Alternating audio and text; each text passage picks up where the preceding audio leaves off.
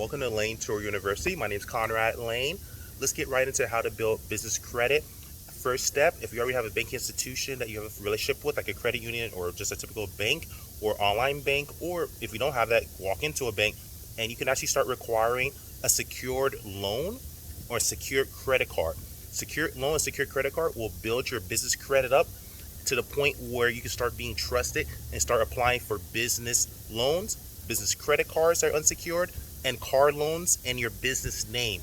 This helps you to get to the point where you start making your business stand on its own 2 feet, so you don't have to keep on using your social security number, because you want to be able to get to a point where you separate your assets, unless you want to keep everything together. But for those that want to separate their assets and actually have a functioning real business where it's its own entity, this is how you do it, and this is a real easy strategy. There's other strategies you can do, but consider this. Go to your bank. I'm not your bank. I'm not your CPA or tax person. Also run this by them as well.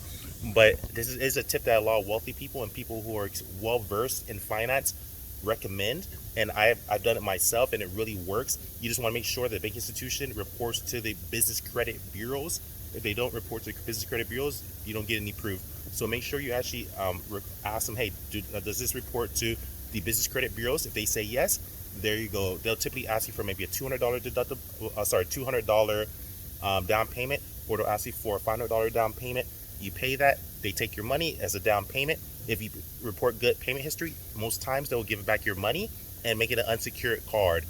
So that's what I highly recommend. If you really want to truly build your business credit, this is what anyone can typically do. Just bring in typically a minimum of $250, even sometimes it's less. Sometimes it's partial credit, and you just give it a deposit. They can extend a real loan to you, a real credit card to you. It's just collateralized with your money, and that way when you report good history, they'll give it back to you. So that's how you do it, people. Love you guys. Subscribe to the channel. Conrad Layn out.